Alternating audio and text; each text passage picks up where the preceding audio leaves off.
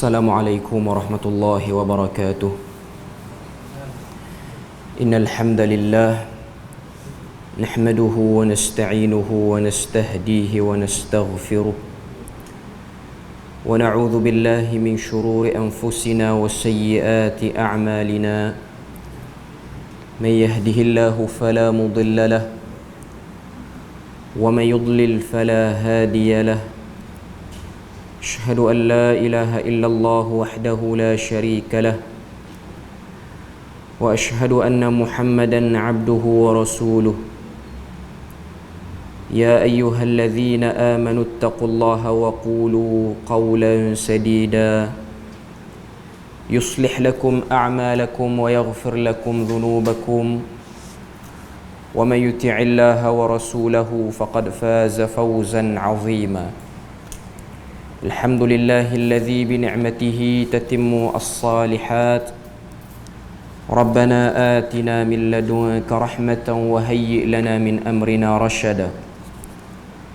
اللهم آت نفسي تقواها وزكيها وأنت خير من زكاها أنت وليها ومولاها.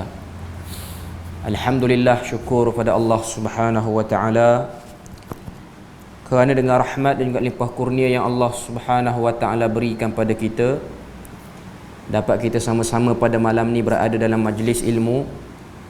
Dan insya-Allah malam ni kita akan menyambung perbahasan daripada kitab Bulughul Maram min Ahadithil Ahkam karangan Al-Imam Ibnu Hajar Al-Asqalani rahimahullahu taala, yang mana sebelum ni kita bahas bab yang pertama, iaitu babul miyah, bab berkaitan dengan air dalam bahagian taharah ataupun kesucian.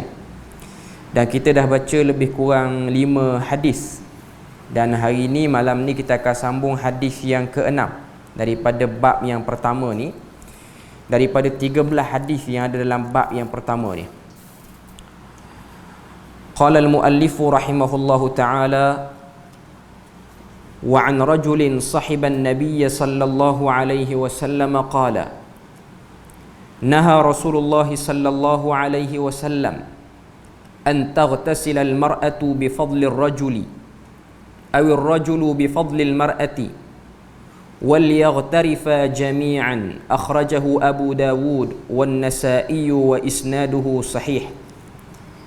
Maksud hadis: dan daripada seorang lelaki yang menemani Nabi sallallahu alaihi wasallam, bahawa Rasulullah sallallahu alaihi wasallam melarang perempuan mandi dari sisa air lelaki atau lelaki dari sisa air perempuan, namun hendaklah kedua-duanya mencedok, yakni mengambil air bersama-sama.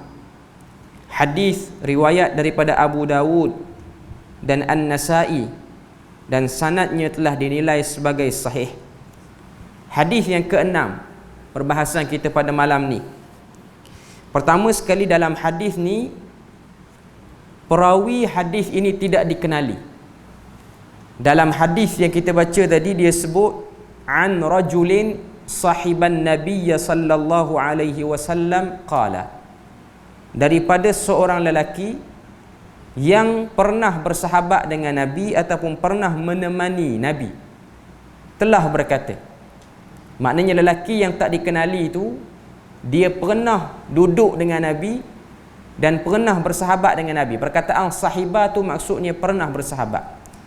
Dalam ilmu hadis, perawi seperti ini dipanggil sebagai mubham. Mubham maksudnya tidak jelas siapakah dia, tidak diketahui namanya. Dan mubham ni ada 2 kategori. Satu, mubham daripada kalangan sahabat, macam hadis ni. Yang kedua, mubham selain daripada sahabat Nabi, iaitu tabi'in dan seterusnya, tabi'ut tabi'in dan seterusnya lah. Bila mana mubham ni dia berlaku dalam satu sanad, dalam satu sanad hadis tu dia ada mubham, lelaki yang tak dikenali, macam hadis tu, macam hadis ni, maka sanad hadis itu akan menyebabkan kemungkinan darjat hadis itu akan terganggu. Daripada sahih mungkin boleh jadi kepada sahih li ghairihi kalau sahih li zatih, ataupun daripada sahih li ghairihi boleh jadi hasan dan lain-lain daripada darjat hadis yang makin rendah dan makin rendah. Cuma dalam hadis yang kita bahas pada malam ni, mubham ni, lelaki yang tak dikenali ni berlaku pada kategori sahabat Nabi. Maknanya yang tak dikenali ni sahabat Nabi. Sebab jelas dalam hadis ni sebut sahiban Nabi, rajulin sahiban Nabi. Jadi para ulama sebut berdasarkan kaedah umum yang disebutkan kullus sahabati udul, semua sahabat Nabi itu adil dan diterima periwayatannya walaupun namanya tidak dijelaskan dalam hadis. Jadi bila mana mubham tu, individu yang tak dikenali itu berada pada kategori sahabat Nabi, kesan darjat hadis tu tidak akan cepat jatuh kepada dhaif dan lain-lain hadis lain ataupun kategori-kategori lain. Maknanya dia masih lagi kuat. Tapi kalau mubham tu kena pada tabi'in, maka kemungkinan hadis ni untuk jadi dhaif cukup tinggi. Sebab sahabat ni dia orang yang pernah jumpa Nabi ni walaupun sekali sudah cukup untuk meletakkan dia tu sebagai kumpulan yang terpercaya bila mana meriwayatkan hadis. Jadi hadis yang keenam kita pada malam ni mubham itu berlaku pada kalangan sahabat. Jadi tidaklah memberi kesan yang teruk sangat pada hadis. Apa sahabat ni sebut? Tak tahu nama dia. Sahabat ni kata naha Rasulullah sallallahu alaihi wasallam. Rasulullah telah melarang seorang perempuan ataupun mana-mana perempuan mandi dengan air lebihan lelaki, ataupun mana-mana lelaki mandi dengan lebihan air perempuan. Dan sepatutnya bila mana lelaki atau perempuan tu ingin mandi, yaghtarifa jami'an, hendaklah ia mencedok air untuk digunakan sebagai air mandi. Apa maksud hadis ni? Maksud hadis ni, mana-mana orang lelaki ataupun perempuan yang berjunub dan nak mandi junub ataupun mandi wajib, jadi dia tak boleh mandi wajib dengan dia masuk dalam bekas takungan yang ada air, dan air tu merupakan bekas air mandi orang lain sebelum ni, sama ada lelaki atau perempuan. Jadi air yang telah orang masuk dalam tu, maknanya air yang bertakung, kolah ke, kolah besar ke, kolah kecil ke, tapi kolah umum yang ada di rumah lah. Maknanya ikut kepada uruf hadis ni, ialah air yang disimpan sebagai takungan untuk mandi di tempat mandi awam ataupun di rumah.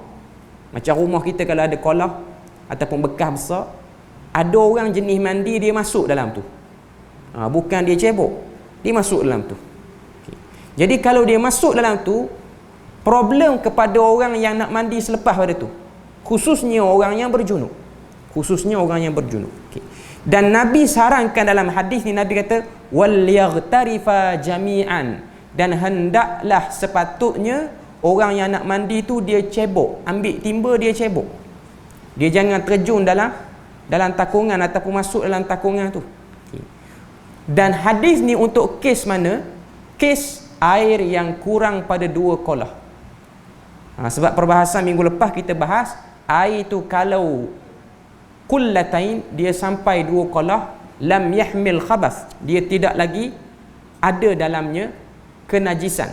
Kita dah sebut sebelum ni, 2 kolah tu banyak pendapat, cuma pendapat paling banyak mengatakan 500 liter dan ke atas. Banyaklah, maknanya kuantiti air tu banyak. Dan jarang-jarang kolah rumah kita ni air sampai 500 liter, tak ada. Maknanya itu kolam renang lah kalau kita sebut. Cuma untuk kes rumah yang ada takungan air kurang pada 2 kolah, macam kes ni, tiba-tiba ada orang mandi. Bila mana sebut perkataan orang ni, Nabi guna al-mar'atu ataupun ar-rajulu, perempuan ataupun lelaki. Perempuan, al-mar'atu tu maksudnya perempuan dewasa, Ar-rajulu ni maksudnya lelaki dewasa. Okay. Maknanya lelaki yang sudah mencapai usia baligh dan perempuan yang dah mencapai usia baligh. Bila mana dia mandi jenis masuk dalam takungan tu, dalam tak mandi apa semua tu, air tu dah tak boleh guna. Air tu sudah dikira sebagai musta'mal. Air musta'mal. Okay.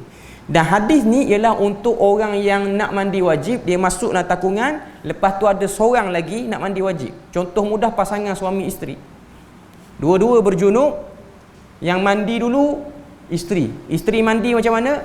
Dia masuk dalam kolah ataupun tak mandi. Selesai dia mandi, dia tidak buang air tu. Okay. Masuk isteri dia ataupun suami dia pula untuk mandi, guna air yang bekas isteri dia guna tadi. Jadi itu tidak mengangkat kejunubannya, tidak mengangkat junubnya. Tak boleh, sebab air itu sudah disebut sebagai air musta'mal. Okay. Pertama sekali kita kena jelas, air musta'mal ni air yang mana? Air yang digunakan untuk mengangkat hadas. Air musta'mal ni ialah air yang digunakan untuk mengangkat hadas. Kita hadas besar, hadas kecil, kita nak angkat hadas besar dan hadas kecil kita tu sama ada mandi ataupun berwuduk. Contoh kita hadas besar.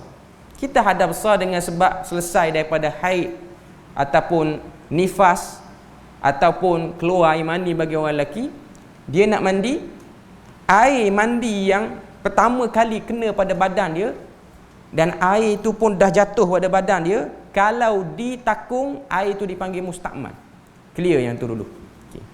Air tu kalau mana-mana orang nak guna untuk bersuci, khususnya wuduk dan mandi wajib, tak boleh guna sebab air itu musta'mal.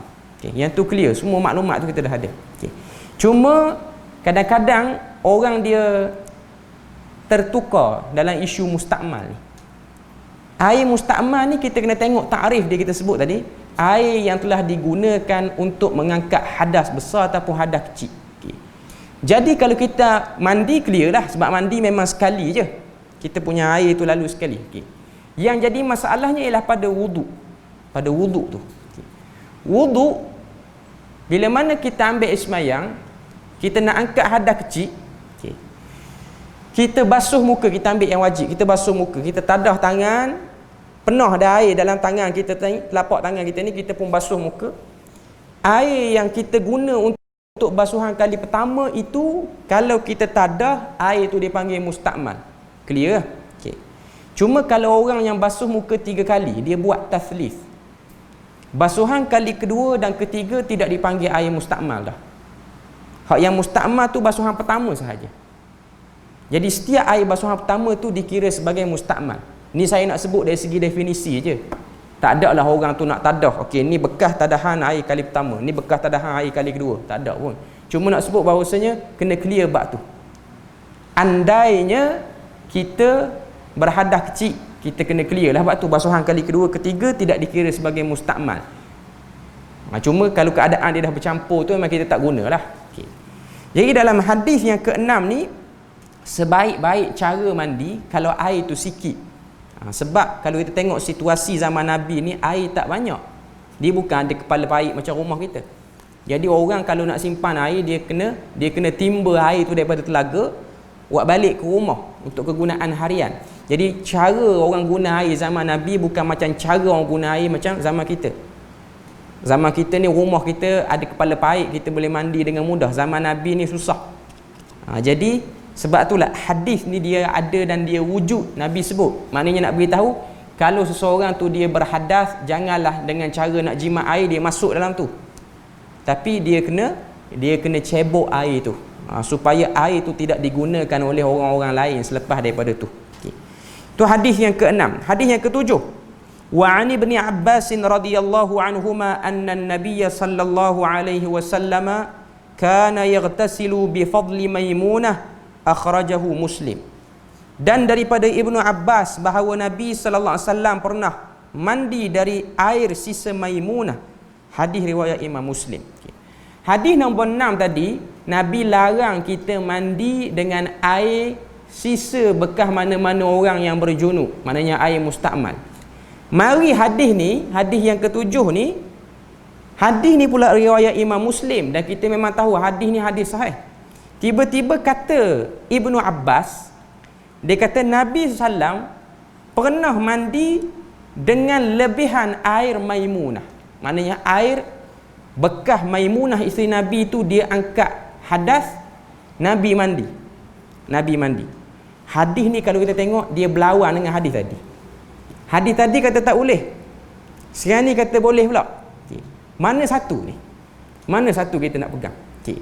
Dia begini tuan-tuan. Bila mana kita berhadapan dengan bab macam ni, dia panggil mukhtalaful ahadith. Hadis-hadis yang zahirnya nampak macam kontradik ataupun berlawanan. Okay. Macam mana kita nak faham? Kita kena tengok keadaan yang berlaku ketika mana periwayatan hadis tu ataupun adanya qarinah. Qarinah ni maksudnya petunjuk-petunjuk yang memaksudkan hadis tu dengan maksud lain. Bukan maksud yang kita faham. Okay. Kita baca sebab sambungan hadis tu ada lagi. Wali ashabis sunan, dan menurut riwayat para pengarang kitab sunan, igtasala ba'du azwajin nabiy sallallahu alaihi wasallam fi jafnah. Sebahagian isteri-isteri Nabi mandi dalam satu tempat air. Faja'a liyaghtasila minha. Lalu baginda datang dengan tujuan hendak mandi dengan air itu. Faqalat, maka berkatalah isteri Nabi, inni kuntu junuban, sesungguhnya aku sedang junub. Faqala, maka berkata Nabi sallallahu alaihi wasallam, innal ma'a la yajnu, sesungguhnya air itu tidak menjadi junub. Wa sahhahahu Tirmizi wa Ibnu Khuzaimah, dan hadis ini telah sahih menurut Tirmizi dan Ibnu Khuzaimah. Sahih menurut Tirmizi dan juga Ibnu Khuzaimah. Okey. Jadi hadis nombor 7 dengan nombor 6 ni kontradik. Mula-mula Nabi kata tak boleh mandi dengan air lebihan mana-mana orang yang sudah guna air itu untuk mandi junub. Tak boleh mandi. Jelas hadis tu Nabi guna perkataan naha. Naha ni maksudnya larangan. Mari hadis yang ketujuh ni, Ibnu Abbas kata Nabi pernah mandi dengan air junub ataupun air mustakmal yang digunakan oleh Maimunah untuk mandi junub. Lepas tu mari lagi hadis riwayat Tirmizi dan Ibnu Khuzaimah dan juga pengarang kitab Sunan. Lagi dahsyat hadis tu, igtasala ba'du azwajin Nabi. Tadi Maimunah saja, seorang isteri Nabi. Ni ba'du azwajihi, sebahagian daripada isterinya. Maknanya mungkin 5 orang ataupun 6 orang, sebab isteri Nabi 9 orang. Tidak termasuk Khadijah yang dah wafat pada waktu tu di Madinah. Okay. Maknanya lebih daripada separuh Nabi buat benda tu. Dan isteri Nabi dah beritahu kepada Nabi, air yang ada disimpan dalam rumah untuk mandi tu ialah air yang bekas dia guna untuk junub, untuk dia mandi junub tadi. Maka kata Nabi, innal ma'a la yajnub, yang junub tu kamu, air tu tak junub. Oh, Nabi sebut macam tu. Jadi macam mana kita nak faham hadis ni? Okey. Hadis ni kalau kita tengok, ulama mengeluarkan banyak pendapat. Antara yang mensyarahkan hadis ni ialah Al-Amir As-Sana'ani dalam kitab dia Subulus Salam. Dia kata yang pertama, dan ini pendapat sebahagian Al-Hadawiyah. Al-Hadawiyah ni salah satu kumpulan yang ada di Yaman. Kalau kita baca kitab Subulus Salam tu, kita akan tengok dia banyak sebut Al-Hadawiyah. Al-Hadawiyah ni satu kumpulan Syiah Zaidiyah zaman tu. Bukan zaman kita lah, zaman tu Syiah Zaidiyah. Dan Syiah Zaidiyah ni fik dia orang ialah fik Ja'fari yang dekat dengan mazhab Syafi'i. Mereka mengatakan hadis yang ketujuh ni yang kita duk bahas ni, Nabi duk mandi dengan air bekas junub isteri-isteri dia, hadis ni khusus bagi Nabi sahaja, orang lain tak balik. Untuk Nabi sahaja. Itu pandangan yang pertama. Pandangan yang pertama. Pandangan yang kedua, saya bawa 2 pandangan je pada malam ni. Hadis yang ke-6 yang menyebut larangan seorang lelaki tu sebut, lelaki sahabat Nabi tu kata, Nabi larang mana-mana orang mandi dengan air lebihan lelaki, mana-mana perempuan mandi dengan air lebihan junub lelaki, ataupun mana-mana lelaki mandi dengan air lebihan junub perempuan. Hadis itu ada kecacatan yang tersembunyi. Jadi yang valid dipakai ialah hadis boleh mandi. Itu pandangan dia. Jadi kita boleh tengok situ ada dua pendapat. Satu pendapat kata tak boleh dan boleh itu khusus bagi Nabi. Pendapat kedua kata boleh dan yang kata tak boleh itu hadisnya problem, tak kuat. Okay. Jadi kita hari ni kita nak pakai yang mana? Kita nak pegang yang mana? Okay. Tengok pada keadaan zaman kita. First kita tengok zaman Nabi, zaman dulu kemudahan penggunaan air tidak semudah zaman kita. Tidak semudah zaman kita. Bagi negara Arab yang memang tabiat negara Arab ni dia gersang, sumber air tak banyak. Sebab itulah dia orang akan tadah balik air-air yang digunakan untuk wuduk yang tak nampak sangat kotoran, dia orang tadah balik untuk kegunaan harian yang lain. Sebab sifat negara tu ataupun keadaan waktu tu bekalan air tak banyak, dan cara air disimpan dalam rumah pun bukan macam zaman kita. Zaman kita ada kepala paip tu semua. Okay. Cuma zaman kita ni, kalau boleh lah kita mandi, memang kita cebok lah. Ataupun sebahagian rumah hari ni dia tak ada takungan dah, sebab memang kita guna shower lah. Kalau yang guna shower tak ada isu. Yang guna air hujan, air pancuk tu tak ada isu dah. Okay. Yang jadi isu sekarang ni, kalau nak guna pendapat ni, boleh guna ke tak? Okay. Kita berpegang kepada cara yang lebih selamat lagi, iaitu elakkan untuk guna lebihan air junub orang tu. Elakkan. Melainkan keadaan terlalu terkepit sangat. Contoh negara-negara yang memang problem tak ada air. Di mana? Di Afrika memang tak ada air. Yang tu tak apa nak pakai pendapat tu. Kita Malaysia banyak air, guna pendapat yang banyak air. Sehinggalah negara kita kurang air, baru guna pendapat yang kedua tu. Maknanya nak beritahu pada kita, ini ialah perbincangan para ulama. Cuma memang jelas hadis yang ke-6 tadi tu ada sedikit kecacatan. Maknanya hadis tu tak kuat berbanding hadis yang tak larang guna lebihan air tu. Okey, clear hadisnya tu. Hadis yang ke-8. Wa an Abi Hurairah radhiyallahu anhu qala Rasulullah sallallahu alaihi wasallam, tuhuru ina'i ahadikum idza walagha fihi al-kalbu an yaghsilahu 7 marratin ulahunna bit-turab wa fi lafdhin falyuriqhu walit-Tirmidzi ukhrahunna aw ulahunna. Maksud dia daripada Abu Hurairah radhiyallahu anhu bahawa Rasulullah sallallahu alaihi wasallam bersabda, sucinya tempat air seseorang di antara kamu jika dijilat oleh anjing ialah dengan dicuci 7 kali. Yang pertamanya dicampur dengan debu tanah. Dalam riwayat yang lain, iaitu riwayat Tirmidzi, hendaklah ia membuang air. Dan yang terakhir atau yang pertama dicampur dengan debu tanah. Hadis ni dah biasa kita dengar. Hadis air takungan di mana-mana tempat yang kita jumpa, tiba-tiba takungan air itu telah dijilat oleh anjing. Sebab hadis ni sebut kalb maksud dia anjing. Okay. Bila mana air tu yang ditakung tu telah dijilat oleh anjing, Nabi kata tuhuru ina'i ahadikum idza walagha fihi al-kalb. Bersihkanlah bekas takungan air ataupun bekas yang simpan air setiap seorang di antara kamu bila mana telah dijilat anjing padanya, dengan cara basuh 7 kali. Basuhan pertama dengan air yang dicampur dengan tanah. Dan sebahagian riwayat menyebutkan air yang bertakung tadi tu, yang telah dijilat oleh anjing tu, falyuriqhu, hendaklah dituangkan, ditumpahkan. Dan riwayat Tirmidzi mengatakan basuhan air tanah itu sama ada pada basuhan yang pertama ataupun basuhan yang terakhir. Okay. Clear, hadis ni mudah je untuk kita faham. Mana-mana bekas yang telah dijilat anjing, air dalam tu jadi mutanajis. Sebab sebahagian hadis menyebutkan air tu mesti ditumpahkan, tak boleh guna untuk bersuci. Dan bekas tu juga najis, maka kena bersihkan dia dengan air tanah kali pertama dan dicampur 6 kali air biasa. Umum kita belajar daripada kecil pun macam itulah. Okay. Cuma ada pendapat yang tidak berpegang dengan zahir hadis ni. Antaranya ialah golongan Malikiyah ataupun mazhab Maliki. Dan memang kalau kita belajar dalam fiqh perbandingan 4 mazhab, dalam bab anjing ni, mazhab mana yang paling ringan? Mazhab Malik paling ringan. Mazhab mana yang agak ketat sikit, mazhab Syafi'i yang agak ketat dalam bab ni. Menurut pandangan sebahagian Syafi'iyah,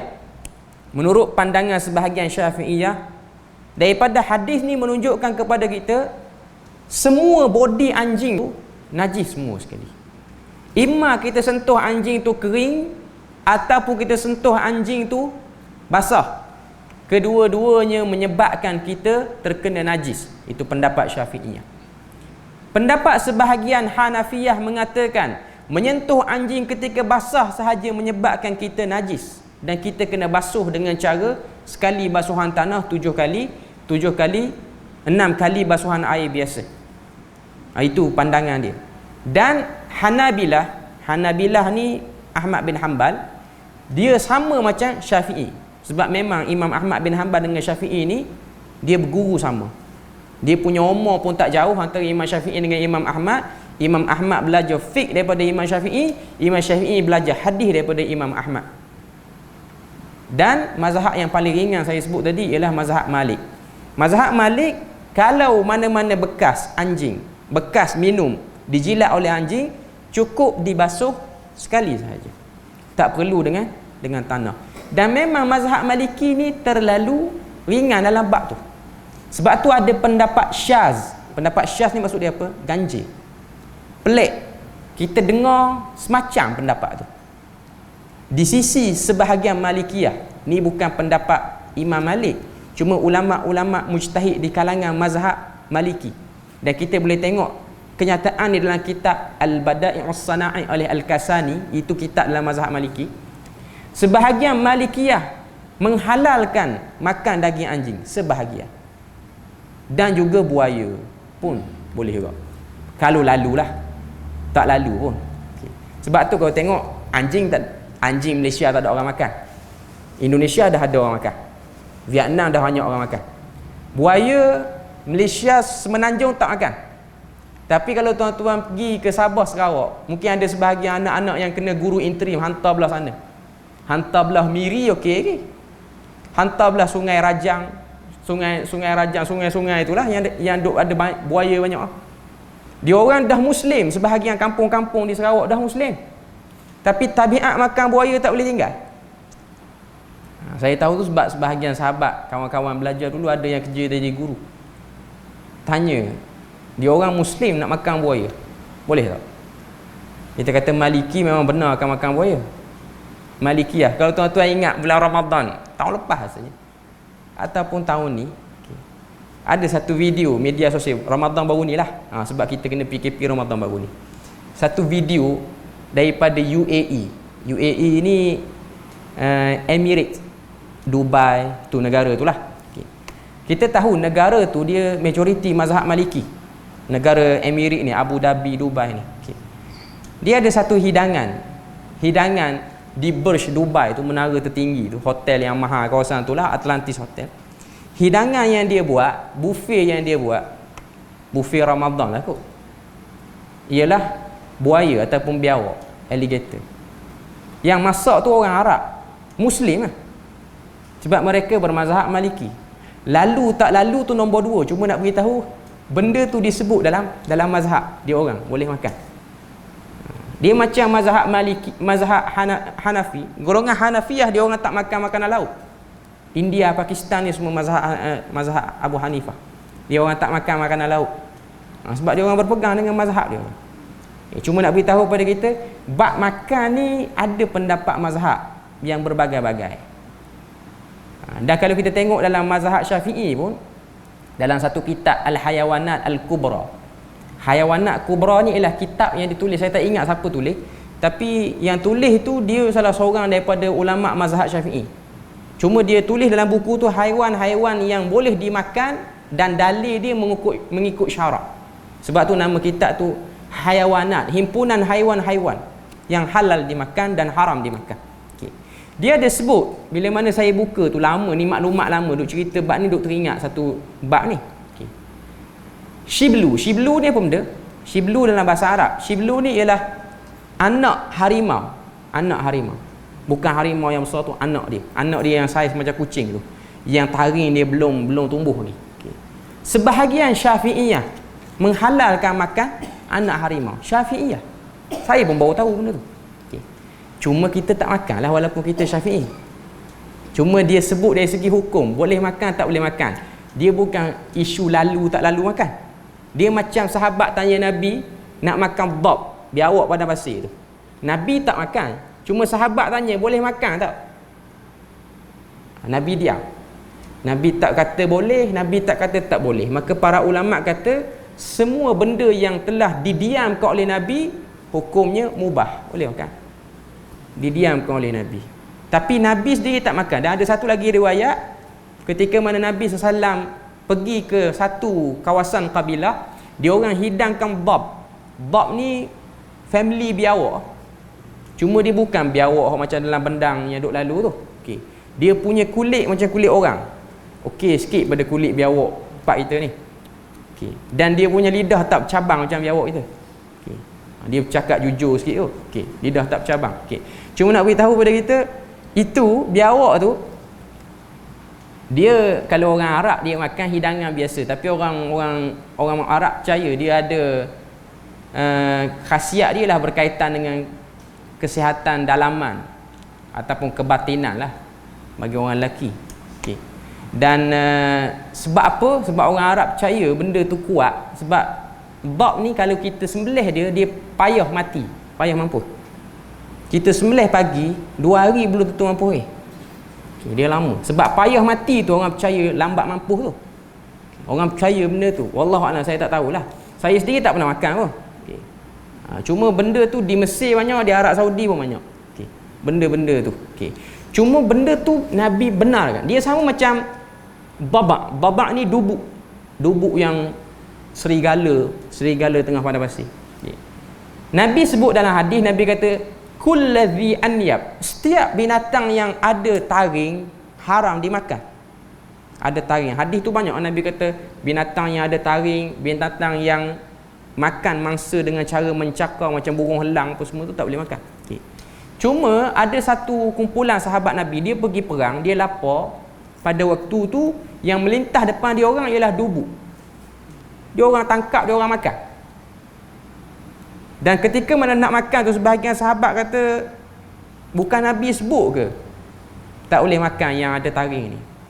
Tapi pada waktu tu dia orang dah masak dah makan dah. Sebahagiannya dah makan. Dia kata balik nanti Madinah kita tanya Nabi. Maka balik Madinah, sahabat pun tanya Nabi, ya Rasulullah, apa hukum makan dubu? Apa hukum makan dubu? Nabi pun diam macam isu dhab ni. Maka para ulama kata setiap binatang yang ada taring hukumnya haram dimakan kecuali dubu. Lalu tak lalu makan tu nombor 2. Okay. Itu nombor 2. Cuma saya nak bahas ini ialah tentang hukumnya. Hukumnya boleh makan tak boleh makan? Boleh makan. Nak makan tak mahu, itu pilihan kita. Dan dia bukan benda wajib pun. Dia sama macam pendapat Ibn Qayyim. Ibn Qayyim ni daripada mazhab Hanbali. Dia ada tulis dalam kitab dia Tib An-Nabawi, kitab berkaitan dengan makanan-makanan yang ada khasiat. Biasa orang baca kitab Tib An-Nabawi ni orang duk sebut khasiat habbatus sauda, khasiat madu, khasiat za'faran. Orang jarang baca sampai habis. Di ujung kitab tu dia ada bab haiwan-haiwan yang eksotik, yang ada khasiat, yang dia kaji. Yang dia sebut situ ialah tupai. Tupai. Saya tak ingat istilah dia apa. Cuma kata Ibn Qayyim, tupai ni ialah binatang yang halal dimakan bagi pendapat dia. Dan dia dengar daripada orang-orang kampung tu, orang-orang kawasan Damsyik, Syria, kawasan-kawasan itulah Syam. Tupai ni dia punya kelebihan dia meredakan tekanan darah tinggi. Ini saya bukan kempen obat darah tinggi. Okay. Cuma saya cerita je. Dan dia mengurangkan, orang kata apa, berdebar ketika mana nak bercakap depan orang. Maknanya kalau orang jadi takut tengok mic tu dah peluh habis dah, peluh sejuk dah keluar, makan tupai. Tapi kalau tak ada kesan, itu kena tanya Ibn Qayyim. Hari kiamat lah kena tanya. Okay. Tapi itu pandangan. Dan kita pun tidak diwajibkan untuk ikut pandangan tu. Cuma kalau kita belajar dalam fiqh perbandingan mazhab, kita akan tengok benda tu. Kita akan tengok perkara seperti itu ia biasa. Dia macam ni tuan-tuan. tuan-tuan ahli jemaah yang dimuliakan sekalian, dia macam isu minum nabiz. Nabiz ni air tapai. Orang Terengganu panggil tapai. Okey. Air tapai. Maknanya air yang kalau kita peram sikit lagi dia akan jadi arak. Air bila mana peram kurma ataupun anggur, bila mana dia berbuih tu, air tu dia ambil. Tapi dia tidak memabukkan. Okay. Antara yang suka minum air ni ialah Waqi' bin Jarrah, guru pada Imam Syafi'i. Suka minum. Kalau dia mengajar hadis, tapi Imam Syafi'i tak minum lah. Okay. Dia akan hidangkan anak murid dia air nabis. Perbuatan dia suka minum air nabis tu menyebabkan sebahagian ulama hadis ada yang tak berapa nak ambil ilmu sangat dengan dia. Sebab air tu yang minum ialah orang-orang kebanyakan ataupun orang-orang yang jenis suka pada arak kebiasaannya. Dan hal tu sampai pada Imam Waqi'. Orang beritahu kepada dia, anak murid dia beritahu, wahai Imam, ulama-ulama tempat lain ataupun orang-orang yang setara dengan kamu duk condemn ataupun duk kritik lah perbuatan kamu mengharuskan minum nabis. Dia diam je. Dia tak kata perbuatan orang lain tu, orang-orang yang kata dia minum nabis tu tak betul ke apa. Cuma dia diam. Dan dia ada evidence dan bukti dia lah yang mengatakan benda tu tak haram. Tapi Imam Syafi'i yang belajar dengan dia, Imam Syafi'i tak minum. Cuma Imam Syafi'i riwayatkan ketika mana aku pergi ke majlis Waqi', aku melihat nabis itu dihidang dalam majlis dia. Dan dia tu macam kempen orang.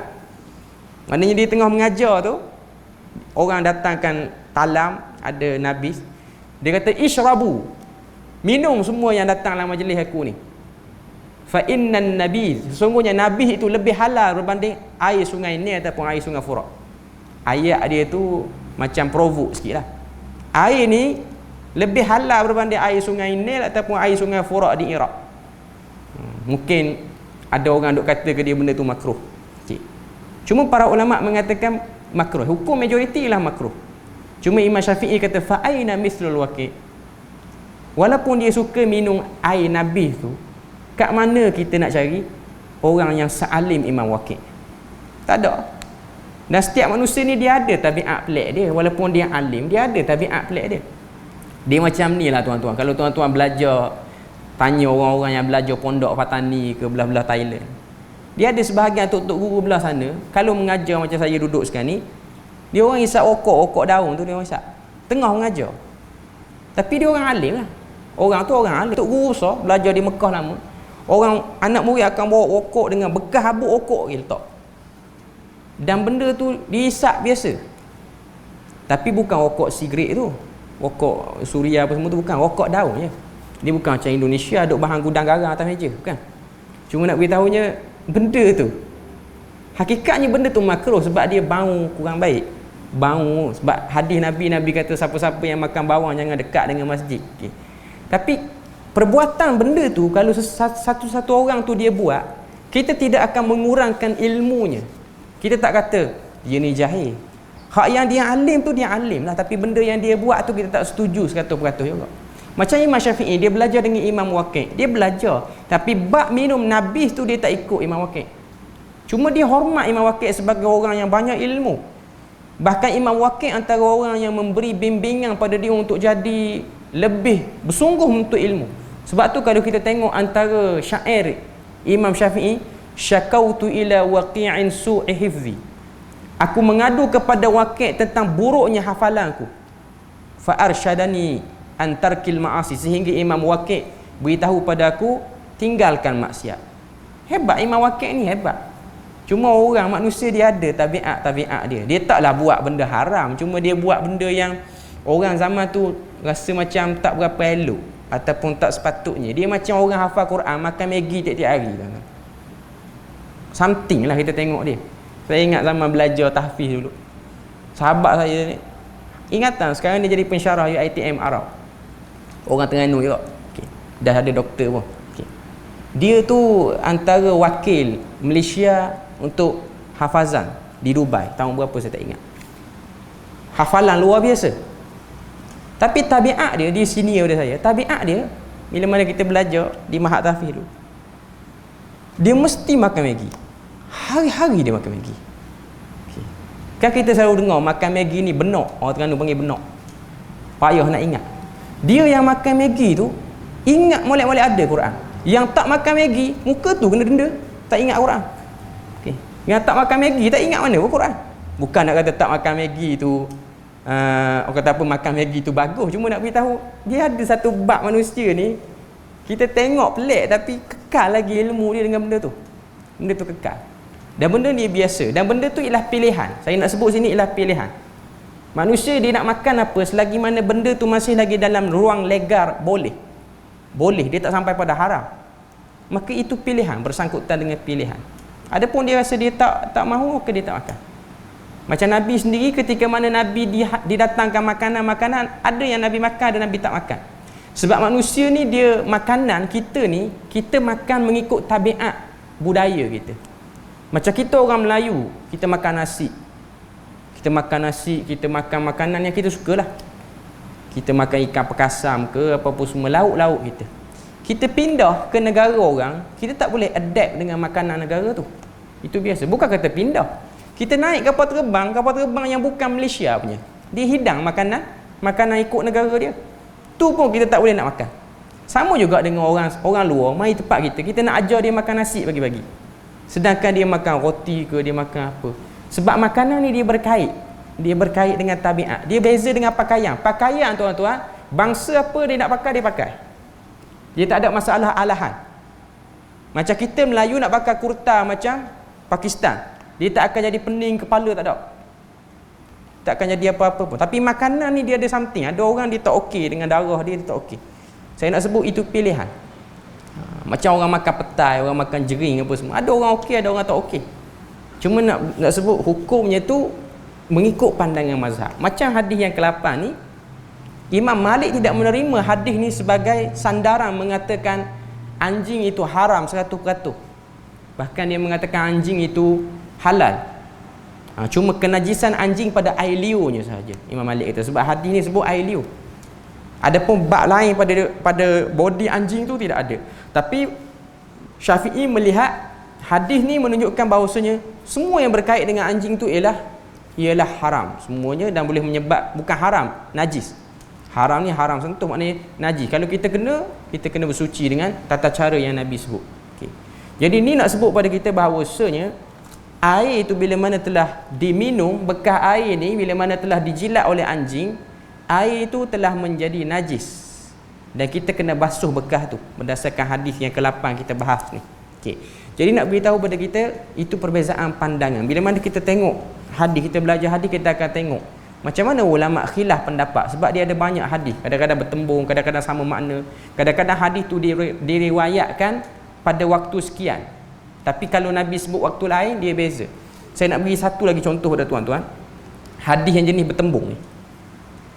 Nabi pernah sebut dalam hadis, Nabi kata ni'mal idamul khal, sebaik-baik makanan ialah cuka. Cuka apple ke, cuka kurma ke, tak kira lah cuka apa pun. Nabi pernah sebut hadis tu. Tiba-tiba kita belajar lama sikit hadis, kita akan jumpa satu lagi hadis Nabi sebut bi'sal idamul khal, seburuk-buruk makanan ialah cuka. Dua-dua sahih belakang hadis tu. Macam mana nak faham hadis ni? Okey. Nabi sebut sebaik-baik makanan ialah cuka. Kenapa Nabi sebut macam tu? Kalau kita baca hadis ni dia ada sebab Nabi sebut hadis tu, sebab wurud dia panggil. Bila mana kita tengok sebab apa Nabi puji cuka, rupa-rupanya hadis tu disebut ketika mana peristiwa Isra' dan Mi'raj, sebelum Nabi diangkat ke langit ataupun diperjalankan ke Baitul Maqdis. Nabi pada malam Nabi nak dibawa perjalanan ke Baitul Maqdis tu, Nabi pergi ke rumah Ummu Hanik di Mekah. Ummu Hanik ni ada tali persaudaraan dengan Nabi, sama ada sepupu ataupun mak saudara, saya tak ingat sangat. Ummu Hanik ni bila mana Nabi masuk dalam rumah, memang Ummu Hanik tahu Nabi kalau mari rumah dia, maknanya Nabi nak makan. Rumah Nabi tak ada makanan. Dan Ummu Hanik masuk dalam dapur, tengok adalah sikit gandum boleh buat roti dalam 2 keping. Lepas tu nak buat kuah untuk cicah roti tu tak ada, melainkan cuka je ada. Cuka je ada dalam rumah. Lalu Ummu Hani pun keluarkan roti, keluarkan cuka. Dia macam rasa bersalah sebab tak boleh buat kuah yang sedap sikit. Kuah kari ke apa tak boleh nak buat. Okay. Lalu Nabi pun perasan muka Ummu Hani tu macam serba salah. Tak mampu untuk hidangkan hidangan terbaik kepada Nabi. Macam kita lah, kita tak ada makanan kat rumah, tetamu mari. Makanan memang tak ada pun dalam rumah, tapi kita buat sibuk. Kan ruang tamu, kan dapur, kan ruang tamu, kan dapur. Setengah jam pergi mari, ruang tamu dapur, ruang tamu dapur. Maknanya nak bagi tetamu tu faham, tak ada makanan ke? Nak sebut tak ada makanan, nampak kurang ajar nak. Okay. Cuma perbuatan tu, gelisah tu orang dah faham. Nabi pun kata, ni'mal idamul khal. Sebaik-baik makanan ialah cuka. Nabi ambil hati Ummu Hani. Nabi kata, tak apalah, tak ada lauk lain pun tak apa. Cuka pun okey. Cuka pun okey. Okay. Jadi kita faham sebab apa Nabi sebut macam tu. Okay. Tiba-tiba hadis lain, bi'sal idamul khal. Orang hidang depan Nabi makanan banyak. Macam-macam makanan. Dan antara makanan yang ada situ ialah cuka. Semangkuk cuka. Semua Nabi sentuh. Kecuali cuka. Sahabat pun tanya, kenapa tak makan? Nabi kata, bi'sal idamul khal. Seburuk-buruk makanan ialah cuka. Sebab dia masak. Nabi tak apa suka sangat. Sebab memang dalam hadis Nabi suka benda yang manis. Okay.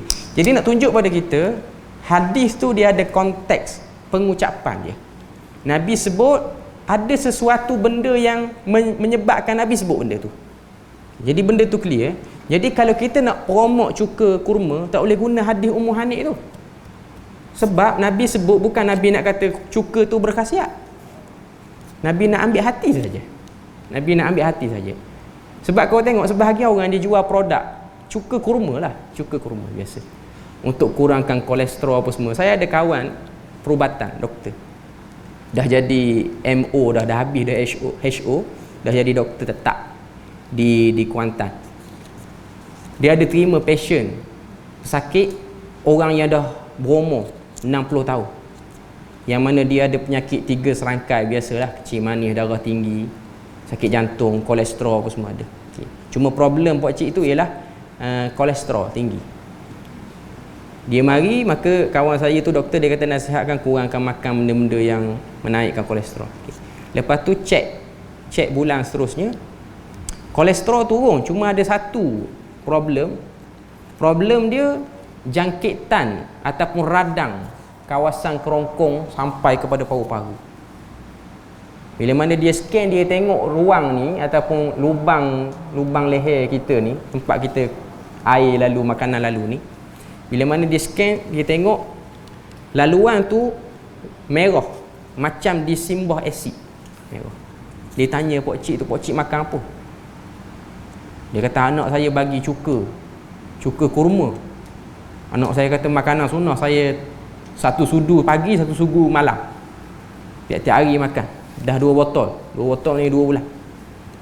Jadi kawan saya kata, itulah sebabnya. Dia jadi pedih, dia jadi sakit dada tu jadi ketat. Okay. Lepas tu pak cik tu macam tak puas hati bila mana kawan saya kata, pak cik kena stop makan cuka kurma tu sebab problem. Okay. Maka dia kata, bukan cuka tu sunnah Nabi je. Dia sebut lagu tu. Dia kata memang betul sunnah Nabi, tapi tak sesuai untuk pak cik. Dia macam tak puas hati. Kan orang kita, dia bila mana sebut perkataan sunnah, dia akan nampak itulah penawarnya.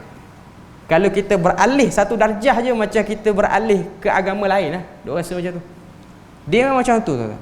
Kita kena tengok keadaan. Sama juga dengan orang yang ada sakit buah pinggang, dia tak dinasihatkan makan kurma banyak sangat. Sebab kurma tu ada satu kandungan yang boleh beri efek pada buah pinggang dia. Walaupun kurma tu sunnah, time buka puasa memang kena makan kurma. Dia bukan tak boleh makan, jangan lajak lebih. Sama lah macam durian pun orang sakit buah pinggang. Ni saya dengar pada doktor lah. Boleh makan, tapi kena ada break emergency-nya. Cukup 1 kali jamuan sebiji, okey. Masuk 4 biji, problem buah pinggang. Kita dah ada kompilasi buah pinggang lah. Okay. Bukan nak beritahu benda tu haram, benda tu tak sesuai. Macam Nabi suka makan peha kambing. Dan sebahagian orang yang ada penyakit darah tinggi tak boleh makan kambing banyak.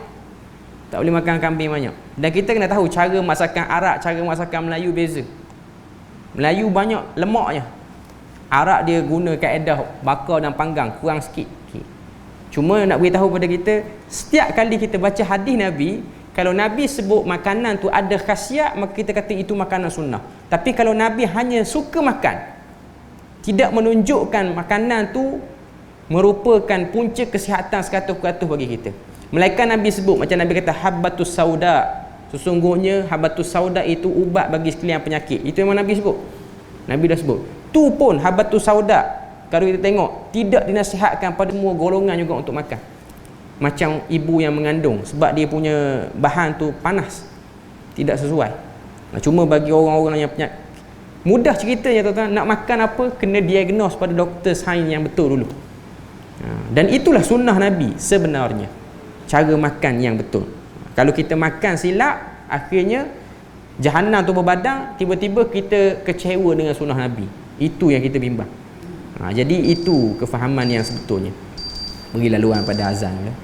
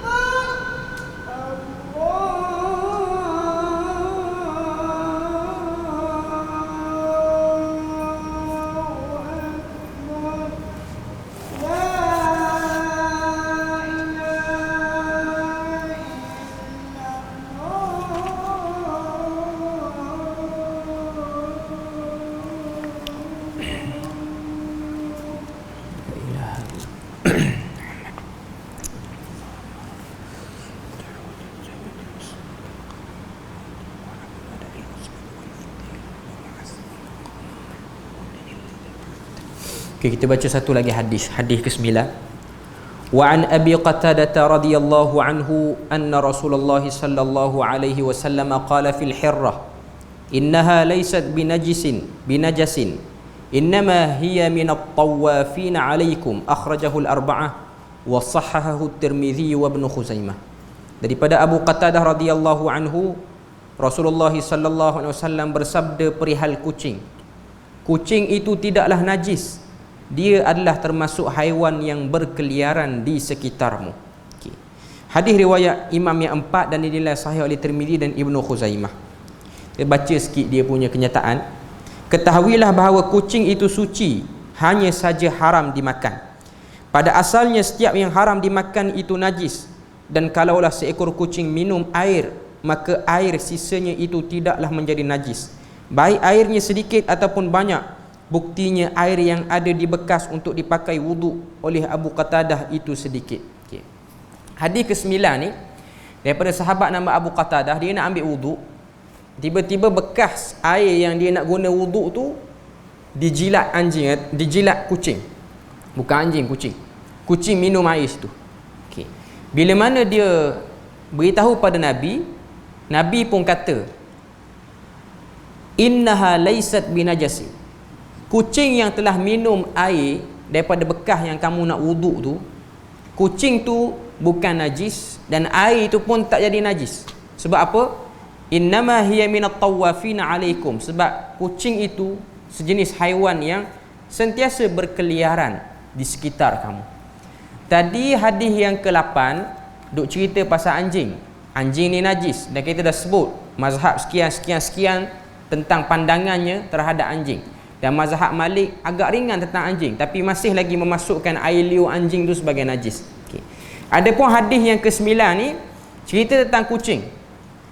Kucing ialah haiwan yang sentiasa berkeliaran, yang berkeliaran dekat dengan kehidupan manusia.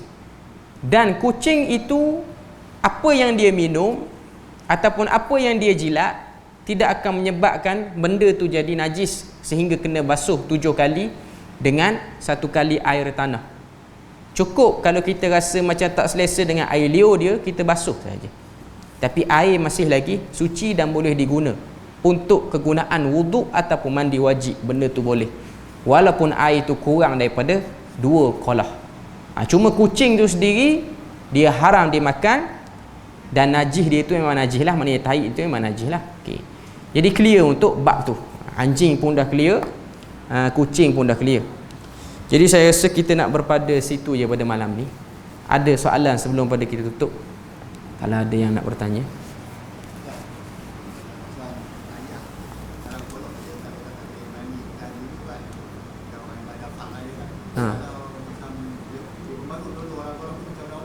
Macam mana dia? Dalam kolah. Okey. Kalau dia masuk dalam kolah dan air kolah tu kurang pada 2 kolah. 2 kolah tu kita sebut tadi 500 liter ke atas.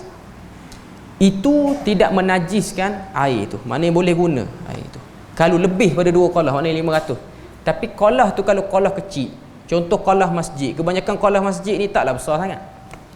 Kalau dia masuk dalam tu, dia beri kesan kepada air tu. Maknanya orang tak boleh guna lepas pada tu. Air tu jadi mustakmal. Jadi bila mana nak ambil wuduk ataupun nak mandi dengan menggunakan kolah, macam kita sebut tadi dah, falyaghtarif. Nabi sebut dalam hadis, cebok. Jangan celup tangan, tapi cebok. Jangan celup tapi cebok. Itu yang paling selamat dan yang paling terbaik. Paling selamat dan paling terbaik. Walaupun ada yang mengatakan celup tu boleh, tapi yang terbaiknya tak payahlah. Sebab dia berkait dengan maslahat orang ramai. Kita cebok macam biasa. Wallahu a'lam. Ada lagi soalan lain?